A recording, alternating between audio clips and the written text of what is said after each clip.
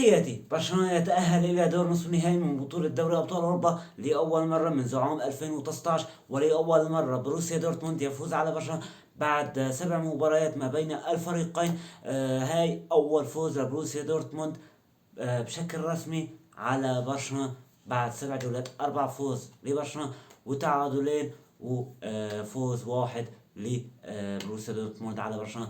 أسوأ مباراة لبرشلونة على الإطلاق منذ بداية الموسم إلى الآن، يمكن أسوأ مباراة في الموسم كله يعني. ولكن إن عجبك الفيديو لا تنسى اللايك والاشتراك بالقناة. خلينا نوصل 10,000 متابع. شاهد الفيديو للأخير، ما خسرنا شيء. حط لنا لايك وحط لنا تعليق، شاركنا أنت رأيك بأداء برشلونة اليوم يا مشجع الكتالوني. وأيضا ما خسران شيء إذا حطيت اشتراك ولايك، وبالإضافة أيضا إلى حفظ الفيديو وبعته لأصدقائك ولرفقاتك. حدا بتابع كرة القدم ابعت له اياه. خليه يشترك بالقناة تحفيزا لنا ولكي نستمر بنشر المزيد إن شاء الله من الفيديوهات لتحليل مباريات الكرة الأوروبية وبالأخص برشلونة وريال مدريد. برشلونة يتأهل إلى دور نصف النهائي من بطولة دوري أبطال أوروبا بعد فوزه على بروسيا دورتموند بنتيجة 5-3. برشلونة فاز في المنتوجيك بنتيجة 4-0، وخسر في الإياب على أرض بروسيا دورتموند بنتيجة 3-1. أي إجمالي النتيجة 5-3.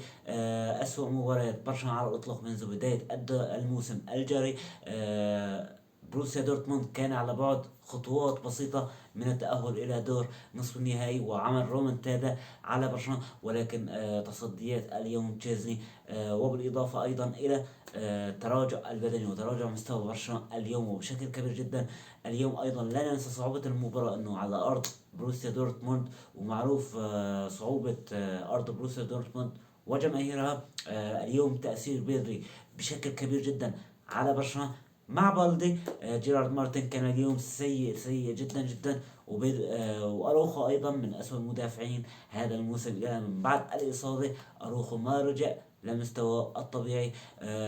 اليوم مع تأهل باريس سان جيرمان إلى دور نصف النهائي من دوري أبطال أوروبا، وأيضا بانتظار مباراة بايرن ميونخ وإنتر ميلان غدا يوم الأربعاء. وأيضا باريس سان جيرمان عم يستنى مباراة أرسنال وريال مدريد. هل قادر ريال مدريد أن يعمل رومنتادا على أرسنال، أم أن أرسنال الأقرب إلى التأهل إلى دور نصف النهائي من بطولة دوري أبطال أوروبا؟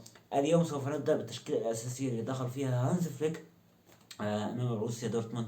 اليوم راح بيدري في مباراة بروسيا دورتموند، ولكن بدأ التأثير السلبي بغياب اليوم بيدري على برشلونة وعلى منظومة هانز فليك. اليوم بالتشكيلة الأساسية دخل فيها تشيزني بحراسة المرمى، وخط ظهير الأيمن كوندي، وبالإضافة أيضا إلى قلبي الدفاع أروخو وكوبارسي، وبالإضافة إلى الظهير الأيسر جيرارد مارتن. أما خط الوسط كان كل من فرينكي ديونغ وجافي وفيرمين لوبيز، وخط الهجوم كالعادة لامين يامال وليفاندوسكي، وبالإضافة أيضا إلى رافينيا. اليوم كان من أسوأ ما يكون لامين يامال وبالحقه أروخو وجيرارد مارتن. ديونج اليوم قدم ما عليه واكثر. اليوم بداية برشلونة كان في اول دقيقتين كانت ممتازة جدا، ولكن بعد بسرعان من قطعة الكرة من البارسا بدأ الضغط الألماني على برشلونة، وكاد أن يحرز الهدف الأول مبكرا مع ضغط الاستمرار لأكثر من 4 لاعبين على دفاع برشلونة، مع عدم الخروج من الكرة من الخلف من اللاعبين برشلونة. لاقوا صعوبة كتير لاعبين ومدافعين برشلونة بالخروج من الكرة، ما حسنوا يتقدموا او يطلعوا من الكرة او يبنوا هجمة من الخلف، لانه كان بروسيا دورتموند ضاغط وبشكل كبير جدا. كان شرس بروسيا دورتموند. سجل الهدف الاول عن طريق مهاجم بروسيا دورتموند، لو يعني من خطأ من تشيزني كالعادة بتشطح على اساس انه بقدر بجيب الطابة، ولكن الحكم احتسب ركلة جزاء لصالح بروسيا دورتموند في الدقيقة 11. مع استمرار الضغط الألماني وتراجع لاعبين برشلونة إلى الدفاع، مع تكتل لاعبين بروسيا دورتموند في الثلث الأخير من منطقة برشلونة. يعني شفنا استحوذ برشلونة في بعض الأوقات من المباراة، بس ولكن دائما الأشرس والأخطر هو بروسيا دورتموند. حتى بالالتحامات تفوق بروسيا دورتموند على برشلونة. تراجع البدني لبرشلونة بشكل كبير اليوم جدا جدا. وبإضافة أيضا إلى أن برشلونة اليوم كتير خسر كرات من يعني في خط الوسط وفي خط الهجوم. اليوم لامين يامال ما قدم المطلوب منه لأنه أداؤه كان متراجع. اليوم ما شفنا تألق لامين يامال. اليوم يعني على 10-11 كان ليفاندوسكي ممتاز جدا، وبالأخص باستلام الكرات وتوزيعها لامين يامال، لرافينيا، أو حتى لفيرمين لوبيز. ولكن برشلونة سدد أكثر من كرة على المرمى، كلها يا فوق العارضة يا ولا من جانب المرمى يا ولا يتصدى لها حارس بروسيا دورتموند. بالإضافة أيضا إلى اليوم هدف تاني غلط من أروخو. يعني الغطاء مو من أروخو، يعني من ضربة ركنية. شفتوا رامي بن سعديني طويل جدا، طويل القامة، لأنه كان عم يراقب مهاجم بروسيا دورتموند مين؟ كوبارسي قصير، لذلك ما حسن يستلم الكرة بالشكل الجيد. لذلك دخل مهاجم بروسيا دورتموند بالرأسية. والهدف الثالث جاء عن طريق الخطأ من أروخو، يعني بدل ما يكبها بعيد راح كبها عن قصير وسجل الهدف الثالث لبروسيا دورتموند. بس ولكن أنا راح أفيدكم كمان بشغلة، إنه بروسيا دورتموند تأثر بتسجيل هدف برشلونة عن طريق رامي بن سعديني عن طريق الخطأ. يعني لولا تدخل رامي بن سعديني كان ليفاندوسكي سوف يسجل هدف التقليص الفارق. اليوم شفنا اليوم بعمل تبديلات هانز فليك في الشوط الثاني في الدقيقة 52، بطلع فيها جافي وبنزل فيها بيدري. تغير شكل برشلونة وصار خط وسط برشلونة منتظم أكثر، أفضل أكثر، سيطر على الكرة بشكل أكبر. حرم بروسيا دورتموند بقدر المستطاع، يعني حرمه، لأنه كان بروسيا دورتموند في أعز توهجه. بنزول بيدري خلى السيطرة الكاملة لأكثر من 10 دقائق لبرشلونة بالاستحواذ على الكرة بالتمرير البساطة القصيرة والباصات الطويلة. اليوم برشلونة ما شفنا كتير خطير جدا على مرمى بروسيا دورتموند، ما شفنا كتير بسجل على بروسيا دورتموند، لأنه تألق من رامي بن سعديني وتألق سيلر مدافع بروسيا دورتموند وتغطيتهم لمهاجمين ومراقبتهم لمهاجمين برشلونة، ومع تراجع الأداء الكتالوني خلى الواعظ لبروسيا دورتموند. لذلك انه يعني انا اول مره بشوف هيك جمهور، يعني مو اول مره بشوف جماهير، شفت جماهير بروسيا اتلتيكو مدريد، بس من اول دقيقه حتى الدقيقه 90 جمهور بروسيا دورتموند ما سكت ولا ثانيه ولا ثانيه. دوبا طول الملعب عم يشجعوا بساندوا فريقهم وبصيحوا بروسيا دورتموند دورتموند دورتموند. هذا عطى حافز للاعبين بروسيا دورتموند انهم قادرين على عمل رومنتادا امام برشلونه الاسباني. لانه بعد ما سجل هدفين بروسيا دورتموند تشجع بروسيا دورتموند على امل انه يسجل هدف الثالث والرابع. ولكن هدف تخليص الفارق لبرشلونه هو اللي زعزع لاعبين بروسيا دورتموند، لانه خلاص انت اليوم اما سجل برشلونه الهدف معناتها شو بده بروسيا دورتموند ليرجع حسبوها. يعني اللاعبين بركوا يحسبوها، لسه بدنا نحن مسجلين هدفين، لسه نحن بدنا 3 جوال لحتى نعادلهم، وبدك جول الرابع لتتأهل فيه. 4 جوال صعب ومستحيل انه تتأهل على حساب برشلونة بهيك امور وبهيك لحظة اللي بمر فيها برشلونة من التألق. وهي على فكرة اول خسارة لبرشلونة بعام 2025. لذلك يعني شفت انه ما بعرف في شيء غلط اليوم ببرشلونة. مثل التراجع البدني هو المؤثر، مثل غياب بيدري في الشوط الاول اثروا بشكل كبير جدا على منظومة هانز فليك، وغياب بالدي كمان اثر بشكل كبير جدا على منظومة هانز فليك، لانه جيرارد مارتن سيء كتير كتير جدا. لذلك هلا اليوم راح نشوف نص النهائي يا انتر ميلان يا بايرن ميونخ. هلا الانتر ميلان بيلعب على الهجمات المرتدة، لكن بايرن ميونخ هجومه يعني وسطي بين ضعيف والوسطي، يعني بالاخص مع تراجع هاري كين.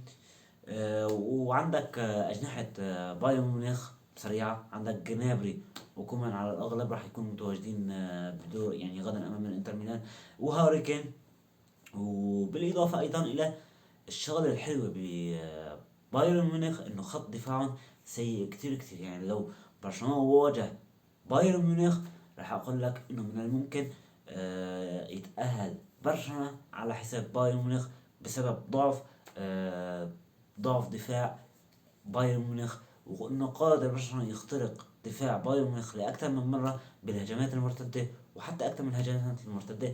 اما الانتر ميلان فمواجهته صعبه كتير كتير، لانه بيعتمد اهمها على الهجمات المرتده السريعه. عندهم تورهام، وعندهم لوتارو مارتينيز سريعين جدا بالهجمات المرتده وخطيرين جدا بالهجمات المرتده، وعندهم بخط الوسط جنان اولو. وبالاضافه انه صلابه دفاع انتر ميلان يمكن لحديت الان مسجل في مرمى انتر ميلان يا 3 اهداف يا 4 اهداف.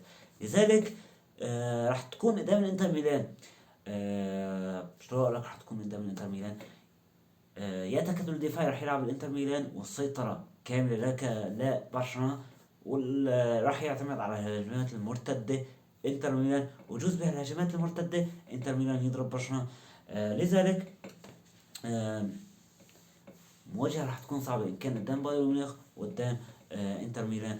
على المهم الله انه تأهل برشلونة على حساب بروسيا دورتموند ولأول مرة لنص النهائي. هي حلاوة أول شيء. تاني شيء، شفنا اليوم تراجع برشلونة قدام ليجانيس المباراة الماضية، كان يعني أداؤه شوي يعني نوعا ما. واليوم على غير العادة بيظهر بهالأداء برشلونة قدام بروسيا دورتموند، لأنه في سوابق لبرشلونة. بدك تقولي شلون في سوابق لبرشلونة؟ برا شلون في سوابق لبرشلونة. من يوم ما خرج طلع من بطولة دوري أبطال أوروبا قدام يوفنتوس بعام 2017، وطلع من قدام روما 2018، وطلع من قدام باي ليفربول في عام 2019. يعني كان على بعد خطوة واحد من التأهل إلى دور نصف النهائي، وشفناه بيخرج من بايرن ميونخ 2020. فهي الخروجات أثرت بشكل كبير جدا على برشلونة، إنه صار في عنا خوف. وتسجل بروسيا دورتموند الهدف الثاني وكان قريب من تسجيل الهدف الثالث. صار في عندي خوف صراحة بيني وبينكم، يعني انه ذكرت ماضي 2017 قدام يوفنتوس، قدام روما، قدام ليفربول، قدام بايرن ميونخ، قدام البي اس جي، السنة الماضية. برشلونة انه كان قريب من التأهل لدور نصف النهائي السنة الماضية لولا طرد اروخو. ممكن تشوفوا برشلونة حتى في النهائي مو دور نصف النهائي كمان.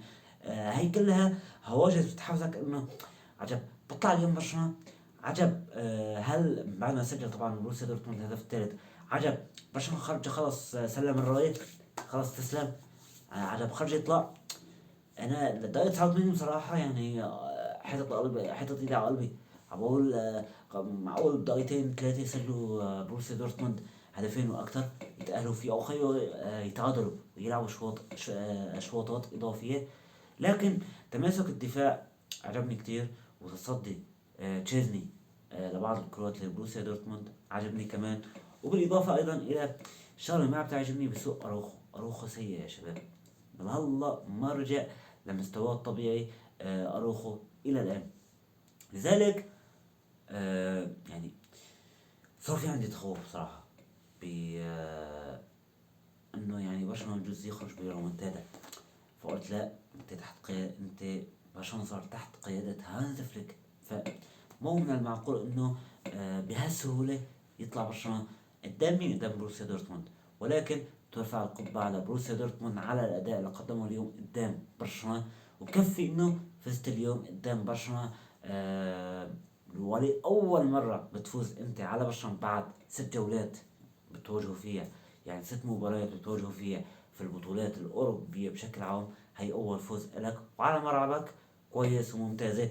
لذلك ترفع القبعة على برشلونة بما قدمه بمباراة الذهاب اللي فاز فيها 4-0، وترفع القبعة لبروسيا دورتموند بما قدمه بالإياب على ملعبه وأرضه وبين جمهوره. يعني فيك تقول إنه ريمونتادا متبادلة ما بين برشلونة وبايرن بروسيا دورتموند، لأنه برشلونة فاز على أرضه بنتيجة 4-0، وبروسيا دورتموند فاز على برشلونة بنتيجة 3-1. يعني ممكن لولا انه برشلونة مسجل هدف، ممكن انه كان في خطورة انه يسجل هدف الرابع بروسيا دورتموند ويروحوا لاشواط اضافية، ولكن من حسن الحظ انه برشلونة منع وخلاه يحبط بروسيا دورتموند من عمل رومنتادا تاريخية. ولأول مرة رومنتادا تاريخية لبروسيا دورتموند قدام مين؟ قدام برشلونة. أول فوز لبروسيا دورتموند على برشلونة في تاريخهم كلهم. لذلك يعني نأمل انه برشلونة في قادم الايام يرجع يتحسن ويرجع لمستواه الطبيعي، لانه هاي الفترة فترة حسم في جميع المسابقات. يعني هلا قدامك هلا سيلتا فيجو في الدوري الاسباني الاسبوع القادم يوم السبت القادم، ومن بعدها يمكن راح تواجه ريال مايوركا ويمكن ختاف على ما اظن، واخر جولة قدامك بلباو، وعندك مواجهة الكلاسيكو بالكأس وبالدوري الاسباني. لذلك ويعني لازم على فليك ان يستوعب الامور انه نحن في المراحل الاخيرة من حسم البطولات ومن حسم الموسم، لانه كشكل عام، لانه برشلونة حاليا هذا الموسم ببطولة واحدة فقط هي بطولة كأس السوبر الاسبانية. لذلك نرجو ونأمل انه يرجع يقدم اداء افضل من هيك قدام سيلتا فيجو، لانه المباراة راح تكون على ارض برشلونة المنتوجيك، ملعب المنتوجيك الاولمبي. لذلك لا تلوموا هلا برشلونة بالاداء اللي هلا قدمه، لانه اغلبية مباريات برشلونة كان فيها كويس اللعبة. ما تدقوا وما تنتقدوا اداء برشلونة اليوم قدام بروسيا دورتموند، لانه لا تنسوا انتوا عم تلعبوا قدام بروسيا دورتموند بأرضه وبين جمهوره. ولا تنسوا انه هاي بطولة اسمها بطولة دوري ابطال اوروبا، وفي كرة القدم كل شيء ممكن وكل شيء بصير من رومنتادات ومن معجزات. يعني كان على بعد خطوة واحدة والله صدقوني بروسيا دورتموند. لذلك ترفع القبعة على مدرب بروسيا دورتموند وترفع القبعة على بروسيا دورتموند وأوت لبرشلونة اليوم. ألف مبروك لعشاق برشلونة على تأهل على تأهل برشلونة إلى دور نصف النهائي، وهاتريك لعشاق بروسيا دورتموند على الأداء اللي قدموه قدام برشلونة. ويعني كويس إنه وصلتوا لدور ربع النهائي من بطولة دوري أبطال أوروبا. لسه برشلونة قدامه مشوار طويل، إن كان في دور نصف النهائي من بطولة دوري أبطال أوروبا. الله أعلم مين بده يواجه، إن كان بايرن ميونخ لإنتر ميلان. وتاني شي عنده مشوار طويل، يعني بما يقارب السبع جولات في الدوري الإسباني، صعبات كتير كتير صعبات. وعندك نهائي كأس ملك إسبانيا صعب، وعلى الرغم من سوء أداء ريال مدريد لكن تبقى المباراة صعبة، وممكن انه يفوز عليك ريال مدريد في نهائي كأس ملك اسبانيا. لذلك على هانز فليك وعلى لاعبين برشلونة الحذر من المباريات القادمة سواء في الدوري الاسباني وسواء في دوري ابطال اوروبا. ان عجبك الفيديو لا تنسى اللايك والاشتراك بالقناة. وايضا شلون شفت لي اليوم انت يا مشجع الكتالوني اداء برشلونة اليوم امام بروسيا دورتموند، وهل استحق بروسيا دورتموند الفوز؟ وانت مين تتوقع انه يواجه برشلونة يعني في دور نصف النهائي؟ مين يواجه برشلونة؟ هل بايرن ميونخ ام انتر ميلان؟ شاركني رايك في التعليقات، وما لا خسران شي شاركني رايك وحطيت لي لايك واشتركت في القناة.